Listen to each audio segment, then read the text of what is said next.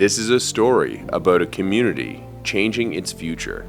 Our goal, in a way, is to create more prosperity for our community. We didn't have those opportunities more than 10 years ago in Glooscap. There was not much opportunities to go back there and work unless you worked for the band council or in a gas station. There really wasn't much opportunities beyond that. But now there are. This is a story about a father and son. My father had a lot of challenges in the past, including he did have a company bankruptcy in the past as well. And I kind of joined him back in 2007.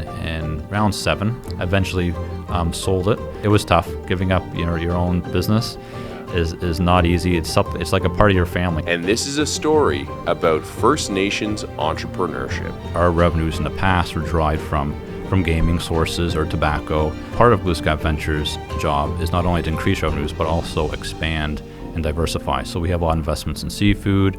We have a lot of investments in renewable energy. We're getting into the defense sector and shipbuilding and blue economy. All right, I'm Luke Hanson McDonald, and this is Beyond the Family Business Podcast. Let's jump into it. Who are you? Where are you based? And what do you do? So my name is Michael Peters, and I'm the CEO of Glooscap Ventures, an organization we'll kind of talk about quite a bit today, and where I'm kind of based. So I'm originally from the Annapolis Valley area, kind of born and raised there, but I did leave the area for a bit for university. So I went to St. Mary's University, so I lived here in Halifax for a bit, as well as I went to NSCC, so I lived in Truro for a bit. So I got to move around a little bit around Nova Scotia, both the urban side and the countryside. But I've been born and raised in Annapolis Valley, and I'm living there now again in the town of Hansport. So awesome. Yeah. Well, thank you so much for making the trip into the city. No problem. So why don't we start off with what is Glooscap Ventures? Yeah. So Glooscap Ventures, so we're the development corporation for Glooscap First Nation, which is a small Mi'kmaq community located in the Annapolis Valley, halfway between the towns of Wolfville and Windsor. So the community was started back in the 80s with the founding of 5 families, kind of began that community.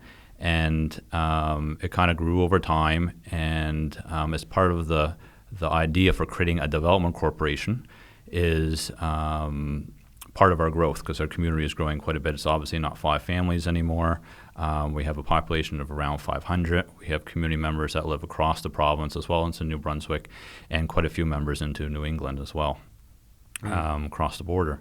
So the Development Corporation, kind of a history of it. So it's about 10 years old now. It was founded in 2013, kind of started operations in 2014. So we're celebrating our first decade here. Congratulations. So, thank you. So we're really looking forward to that. So we started that back then, and kind of the idea about that. So to kind of back up a bit on First Nations, a little bit about First Nations governance and stuff like that. So comparing like a First Nation to, say, a municipality or something like that, municipalities have their revenues are generated from both government but also tax revenues, so they have a large tax base. A lot of Indigenous communities here in Canada don't have a tax base, or they don't tax or anything like that. So as a result, they don't have as much revenues as many of these municipalities have, and there's also chronic underfunding from federal government. And on the other hand, a lot of Indigenous communities that people don't realize take on a lot more responsibilities than a typical municipality or government. So, for example, not only are the communities providing services such as infrastructure, roads, water, sewer, but we're also doing housing. We also have health care. We also have social programming, welfare programs, stuff like that, which typically fall under things like provincial responsibility and stuff like that. Mm-hmm. But we don't have the resulting revenue.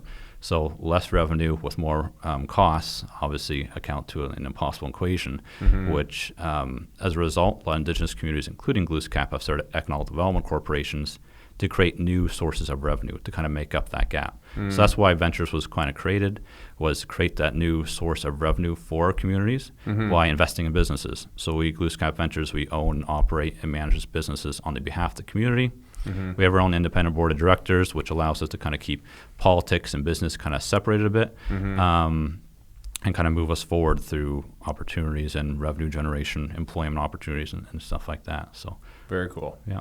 And I got to see you speak when I was doing a course recently, and one of the things that I thought was super interesting is the focus on diversifying into new industries and really on more progressive Yes. sources of revenue Yep. than maybe historically there had been. Can you talk a little bit about that Yeah, as well? absolutely. So beyond just increasing our revenues, but also diversifying them in a way.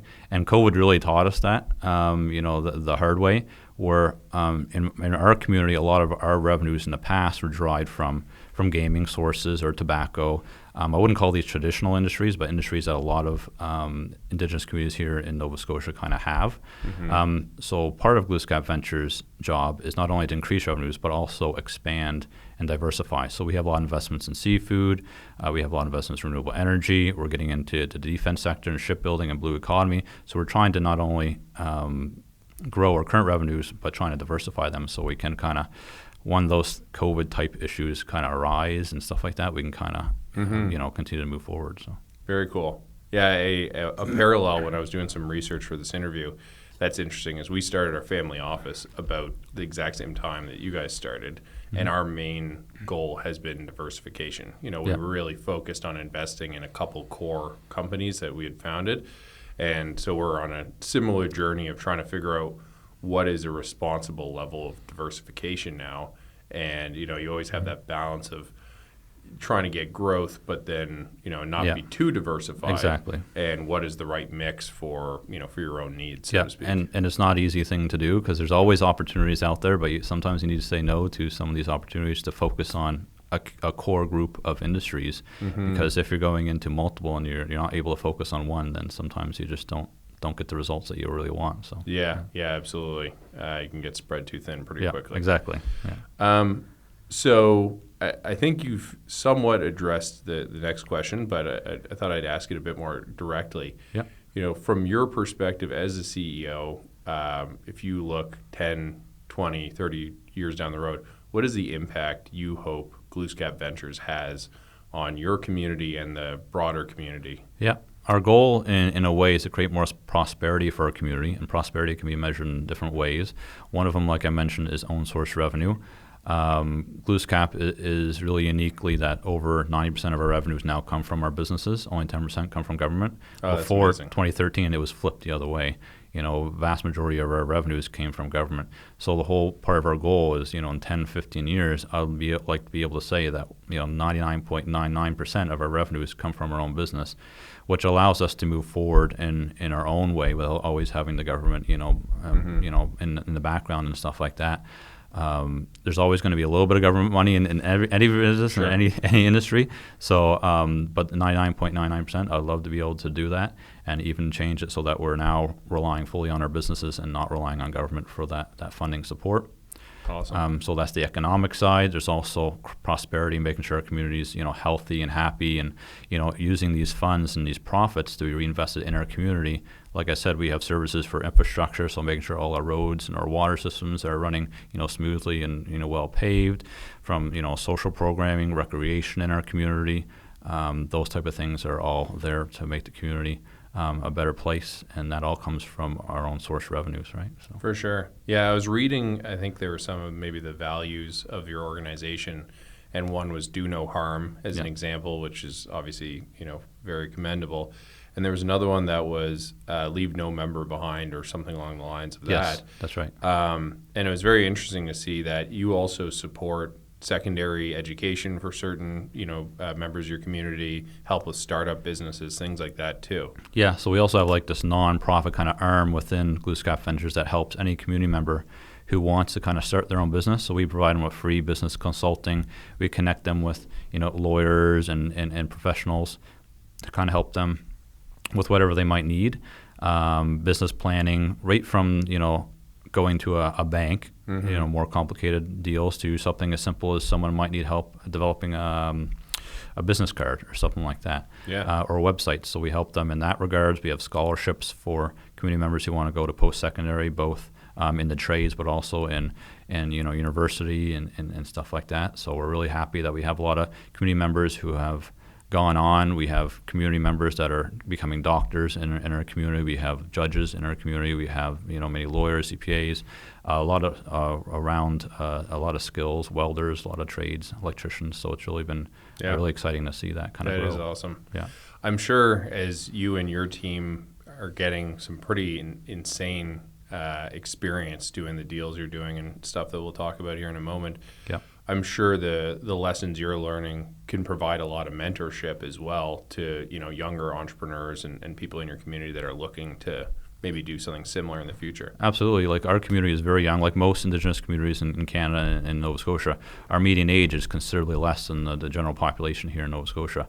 And we have so many youth in Glooscap and stuff like that. There's so many opportunities for them now. I'll be telling them at our AGM coming up, if you want to go and get a business degree, if you want to go and become a CPA or anything like that, we'll hire you. There'll be opportunities because we're growing that quickly to provide those opportunities for people. In the past, that wasn't always the case. There was nothing wrong with frontline staff or working in gas stations. But often, when we first started Glooscap, we only had a gas station in our community, and that's great for many people, but not for everyone. So it allows us to add more opportunity for people to kind of work in different industries. So that's pretty cool. I mean, I know you said the impact is also, you're looking at the funding side and everything like that. Yeah. But even just setting a new benchmark for next generations and something for people to inspire to do that's new is pretty amazing as well. Absolutely. So yeah, very cool. So could you talk about what are some of the investments that you're in today? Yeah. So when Glooscap Ventures started, we had, I mentioned, a gas station, a small gaming center, and we had 2 boats and 2 lobster licenses. That was kind of where our kind of benchmark kind of started off in 2013, 2014. So since that time, we've expanded the retail side. So we still have that current gas station gaming center. We've expanded on with a small pizza shop. We have a second entertainment center. And then we have our Glooscap Landing development, which is a highway development in Indianapolis Valley. We have an Esso station there we own. There's a Tim Hortons, which is a tenant. We're building other businesses up there, including an artisans market to allow community members to sell their artwork to those who are traveling through the Annapolis Valley, which is a very big tourist area here in Nova Scotia. So we're working a lot on the retail side of that, as well as kind of some real estate. We're also working in the seafood. I mentioned we started with 2 boats and 2 licenses. Today we have 6 licenses in lobster and 4 boats in lobster. And then we also harvest tuna. And then we also have licenses in clams, as well as halibut, haddock, a lot of ground fish. So we do that harvesting. And then we sell that to our own company called Yarmouth Bar Fisheries and Seakiss Lobster, which then is a processor down in Yarmouth, which then processes that seafood and sells it. Most of it goes outside of the country, goes down to Boston, goes into the United States, which then in turn goes across to Asia or Europe and stuff like that. So that's a very fast-growing industry for us. A very traditional industry for the Mi'kmaq as well. Other investments we're working on that we're really excited about is renewable energy. So we're getting more invested in that. We kind of started Glooscap Energy back in 2017, was kind of our first kind of dipping our toes in with a small solar array in our community, as well as a small solar array in Yarmouth.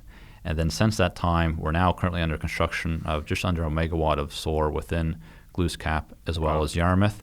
Our goal would be to have, probably about this time next year, to have Glooscap Landing 100% running on solar, as well as our Yarmouth Bar Fisheries plant run 100% off solar this time next year, which is really unique and really great. Of course, the economics of that is great, but also doing our part with the environment.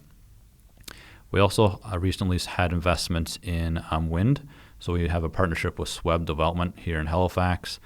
We're developing a wind project called Weavers Mountain, which will be developed outside of the town of Antigonish. And then we're hoping to do future wind projects as well. The Weavers Mountain Wind Project is our largest energy project by far. It's 96 megawatts, and it has a capex of about $200 million.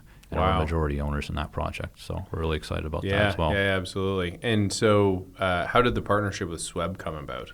We actually met a long time ago, actually before COVID. We met at just having meetings at conferences. So we just met at conferences and started developing a relationship over time. We didn't have a project quite ready to go at that time, but that's really important to us, is developing relationships over a long period of time. People can come to us with new projects, but developing that relationship over a longer time helps us, gain a lot of trust with a partner. And so we just had informal conversations of like if we ever want to work together, things like that. And then a few years later, an opportunity came. We started connecting, and then we were able to go through all the process of due diligence on a project, and we decided to do it. So very cool. Yeah, so it worked out great. absolutely. And I suppose they're bringing their expertise from, as we talked about before, they're an Austrian business, you said? Yes. Yeah. So they have a lot of experience, I presume, in wind energy or in renewable. They are, yeah. So they bring the experience. We bring, the experience of being local here and stuff like that, and trying to. Our appetite for getting into renewable energy and stuff like that is very high, and we get a lot of feedback from our own community members on what they want us to invest in, and one of them that scores, typically number one is renewable energy. So, really? Yeah. Oh, that's very cool. That's interesting. And the project that's near Antigonish, it's going to connect into the power grid for the rest of Nova Scotia, or what right. is it going to power? It'll power, so it'll be sold. The power will be sold Nova Scotia Power, which in turn it will it. power about 30,000 homes here in Nova Scotia. Wow, that's incredible. Yeah. That's a huge project. It is a very big project, yeah. So we're really excited about that. We're also do just some minor projects as well in energy. We also do some EV chargers, which are coming more and more popular as electric vehicles here in Nova Scotia. So of course. Yeah. And then you mentioned you're also getting into the defense industry. Yes, so we're also getting, so that's the newest of our endeavors.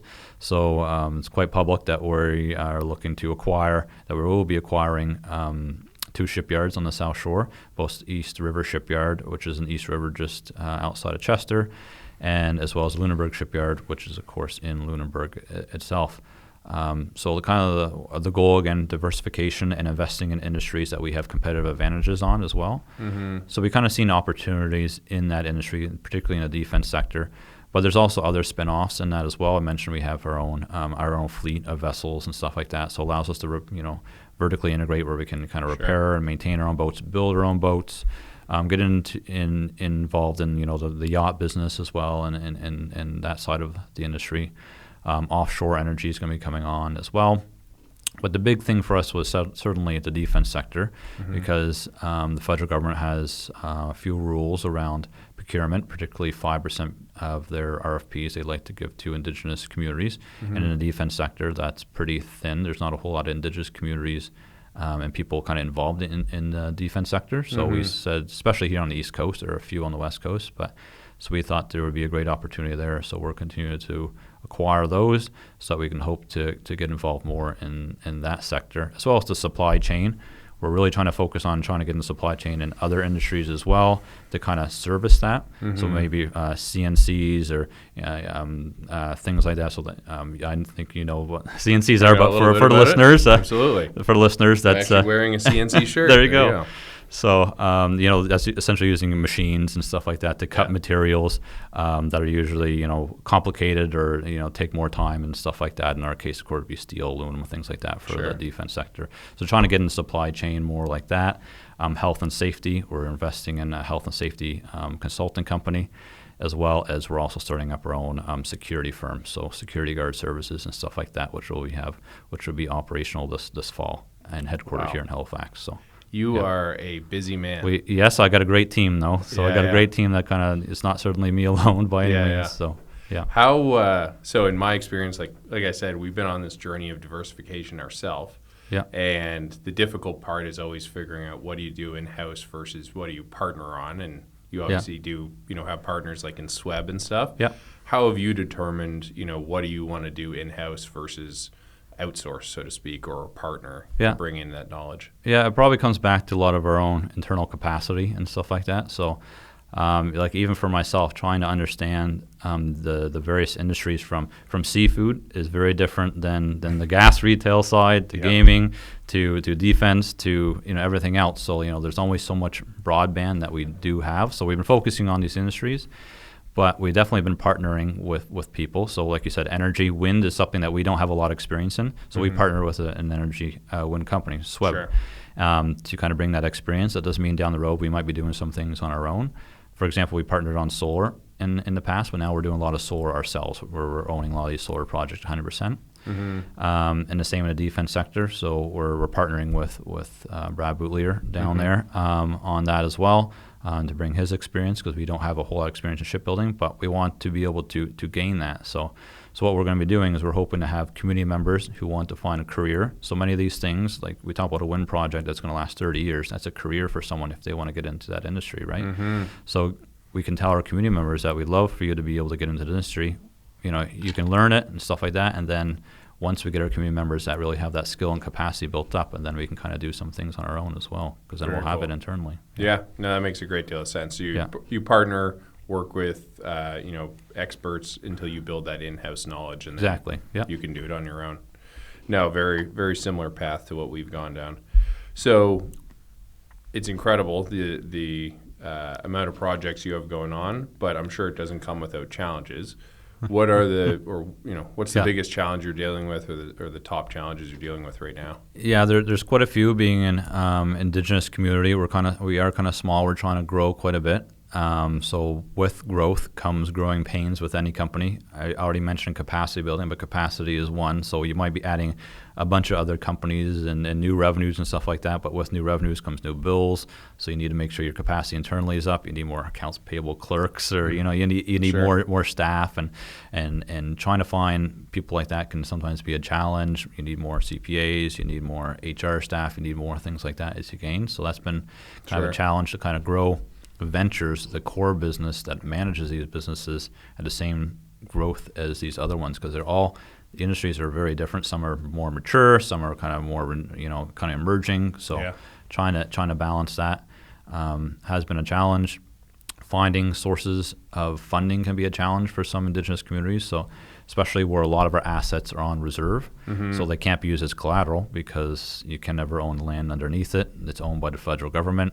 A lot of our assets, typically in a company, can be land. Well, we don't have that because a lot of the land is owned by the federal government in First Nation communities. So you have difficulty sometimes dealing with charter banks or funders like that when they don't really have that security to kind of latch on to. Sure. So that can sometimes be a challenge in trying to balance that, working with different organizations and such as that. So so that's some of our hindrance and stuff. Absolutely. But luckily for you, you grew up as an entrepreneur and Yeah. grew up with a father that was entrepreneurial. Yes. So maybe I'll segue a bit into that side. And, you had shared with me before that you used to have a family business, which you spent a bunch of time in.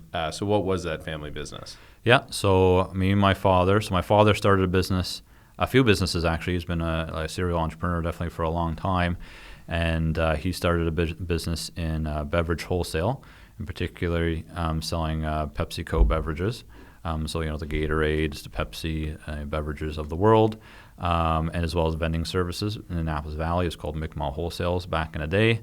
And I kind of joined him back in 2007, 2008, and started working. And that's where I kind of got my work ethic, was watching him. Long hours, being an entrepreneur, a sole proprietor. He had a very small team of 2 to 3 people at that time, and it was long hours. It was dawn to dusk type work, and it was a lot for me, but that was really exciting. We later on we started getting into different industries that are similar. So we got into bagged ice, started producing our own bottled water.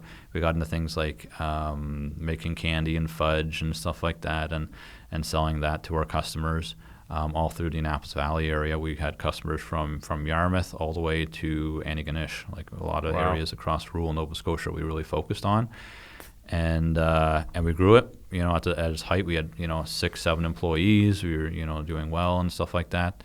But it certainly had its toll on family and time, and you put a lot of effort into your own business, right? Definitely, especially where you have that many different types of products and stuff like that. I'm sure you're pulled in a lot of different ways, and you're sort of starting up some things, and other things are more mature. So Yeah. I could imagine it was very time consuming. Very time consuming. A lot of SKUs in the beverage industry. We're dealing with a lot of different products, vending machine repair, moving around equipment, meeting with our suppliers, the Pepsi and Cokes of the world and stuff like that.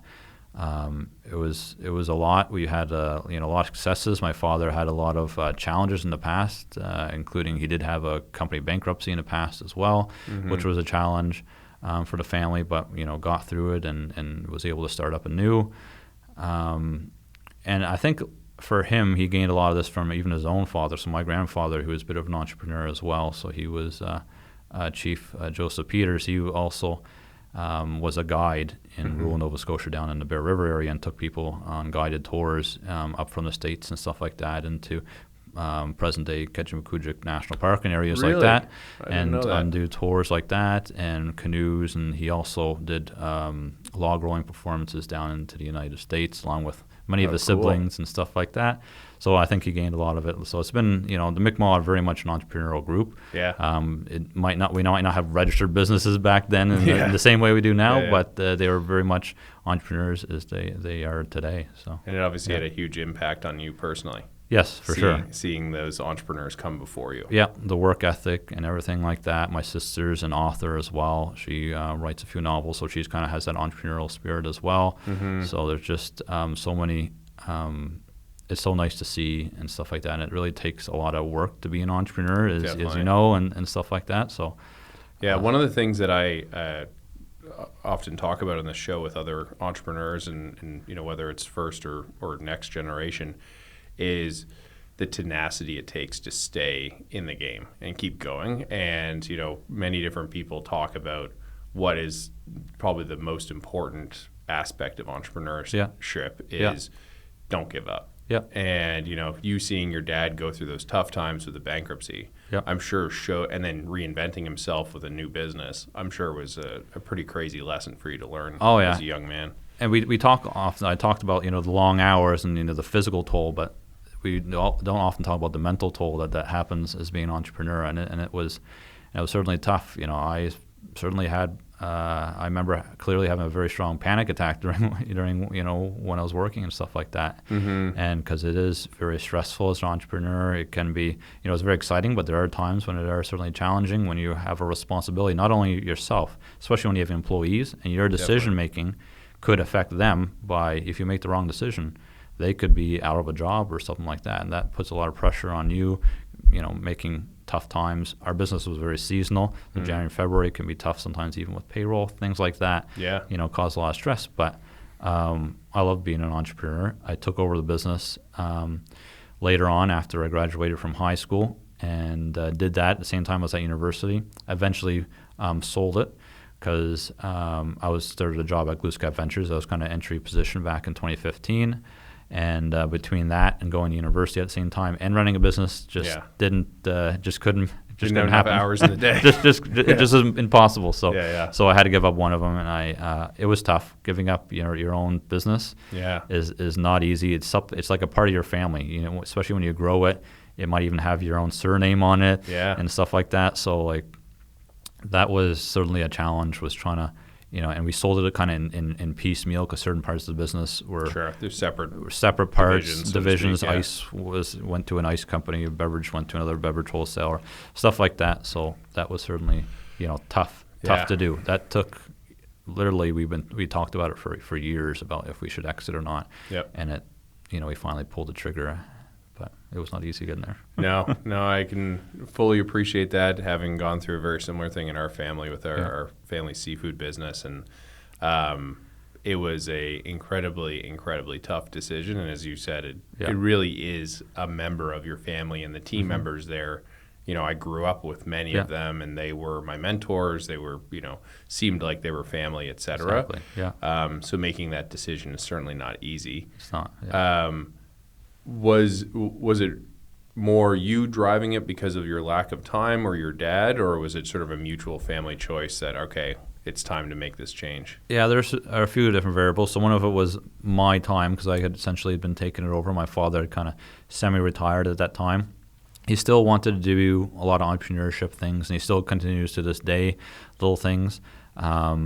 So back in 2012, he got elected to the Glooscap Chief and Council. So he actually became a bit of a community politician and stuff like that. So he was there for a decade, for 10 years. He served on council. So trying to also be a counselor, running business and stuff like that, and along with my time in Glooscap, just the time just wasn't there. And it's hard to, if you're not putting your full effort into that business, sometimes it's you don't want to do a project halfway, because then it just reflects poorly on everything. So, no, definitely. So that must have been a pretty pivotal, moment in your family's life, and really you got rededicated to Glooscap Ventures in your community, Yes. which of course is an incredibly enriching thing to do and whatnot, but nevertheless must have been a pretty important moment in your family's history, I'm sure. It was, yeah, and we still to this day haven't really fully let it go because our businesses were all sold as asset sales, so I still sit on the incorporation to this day. Just having the company also saying, maybe one day, I might jump back into it, but it still sits there, as a vacant shell company. But it was tough. And moving into Glooscap Ventures, because Glooscap Ventures, even though it's a corporation and everything and shareholders, but it's very much almost like a family business in itself, right? Sure. So because I mentioned Glooscap started with 5 founding families. We're a little bit larger now, but everyone kind of knows each other. Everyone's kind of related and stuff like that. So so Glooscap Ventures very much has that community and family feel versus maybe a larger company that would have a lot of these investments for sure. Sure. So. Were there lessons you got from working with your dad in your family business, the beverage business, that you think have really helped you in this role that you're in now? Yeah, so a lot of understanding, the front line side of things. So not only just sitting in an office, looking at a spreadsheet all the time, but going into the retail locations, for example, and talking to the frontline staff, checking in on them. What's going on? Do you see any trends? Customer service, how important that is, because when I was working for my father, I was very much on the front lines working with customers, every day. Sure. So not losing that aspect of just sitting in an office and making just major decisions, but also getting into the grassroots of it and kind of really understanding the business. Yeah. From that perspective, I've learned a lot from my father. So. Yeah, especially now where you have such a diversified business, that's even more important for you to try to understand, Exactly. all these new areas. And do you have any advice this is a question I always ask people. Do you have any advice for other people that are working with their father or working with their family, of how you made it work for so many years? Yeah. For us, a big thing was communication, like, talking through things, the good, the bad, and everything in between. We had really, like I said, really good days and really good years. We've had times where it was really rough and stuff like that. And just trying to know that, family is still there. Yeah, it's a business, but businesses can come and go, but family is going to be there for forever, right? And you need to remember that. So that's one thing, I put a lot of value in is family is still, number one. It's been a challenge, especially with Glooscap Ventures the last little while. It's taken up a lot of my time and stuff like that. So one of my goals is to continue to try to get home a little bit earlier and stuff like that and spend time with my newborn, who's 3 months today. So we're really excited for that. That's awesome. Congratulations. And, thank you. So, and spending more time with the wife and stuff like that is really important. Yeah. No, finding that balance is difficult, and not to ever harp on the older generations of my family, but as you said earlier, they provided this incredible benchmark of hard work and work ethic, et cetera. But sometimes that work ethic that I saw growing up, I've now realized, okay, maybe I'm not going to work 80 hours a week. I like to be able to see my daughters before they go to bed, or I like to be able to see them maybe in the morning, et cetera. So I feel like, putting my own twist on things, that work ethic is needed, but then how do you find that balance, as you said, to ensure family still comes first, so to speak? Yeah, for sure. And that's been, like I said, we used to work all day with my father, when we had original business, and that wouldn't work today with me now having my own family and stuff like that, it's a real balancing act. It takes time. You got to work at it. Something that's not just gonna, come naturally. You just have to continue to work at it. So it's been something that I want to focus more on. I encourage others to continue to focus on really trying to balance that, because I have a friend that always has a great saying, and he's work smarter, not harder. Sometimes you could put in all the hours you want, but sometimes it's okay to ask for help and bring in a colleague and stuff like that to kind of take some of that work off. And that's one of my struggles that I've been trying to work with, is trying to delegate things more. And I don't always have to be the fixer of things. And I have a great team, and I need to rely on them a little bit more. And so that's been one of the things I've been trying to focus on, which allows me to free up more of my time to be able to be home with family and stuff like that. Yeah, no, absolutely. I always think about it as, like, when I was young, I always thought of it as a sprint versus this is a marathon. Yeah. Like I'm planning on having a, working life that will hopefully extend for another, 30 years or whatever. Yeah. And that's not possible if I'm just maxing myself out all the time. And that's become a big part of my life over the last few years, is that when I was running our CNC business, it was during COVID, there's supply chain issues, et cetera. It was the first time I'd ever done anything like that. I was making lots of mistakes, and stuff was affecting me a little too deeply than it probably should have. Yeah. And, I got into an unhealthy, lifestyle. I wasn't, eating healthy. I wasn't exercising enough.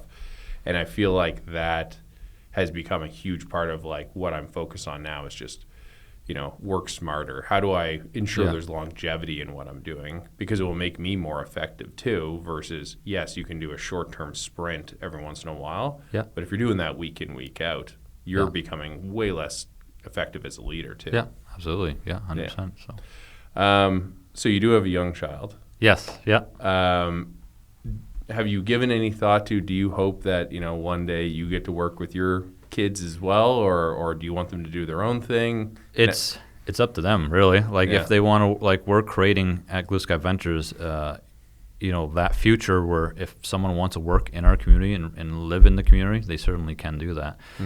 But if they don't, if they want to go and move away or travel the world or do something else outside of Glooscap, they certainly can do that too. So we're creating options for community members, including our children and great-grandchildren. So for sure. So my daughter Faye, if she wants to go and work at Glooscap in some way or work with the community in some way, she absolutely can. I'd love to be able to do that. But if she wants to go and work somewhere else, and then I'm perfectly happy to support her in that too. So, and it's pretty cool that her dad is the one who's with a great team behind him, creating a lot of those opportunities that maybe you didn't have when you were growing up, that she and her generation in your community will have as well. Exactly. We didn't have those opportunities more than 10 years ago in Glooscap. There was not much opportunities to go back there and work unless you worked for the band council or in a gas station. There really wasn't much opportunities beyond that. But now there are. So I'm excited for that. Yeah. Well, I wish you all the best on your journey. That's an incredible story, and I can't wait to read about your successes in the future. Yeah, looking forward to it. So thank you so Thanks much for your time. No problem. Absolutely. All right. Thank you so much for watching. This is Beyond the Family Business Podcast. Please like and subscribe. Thank you very much.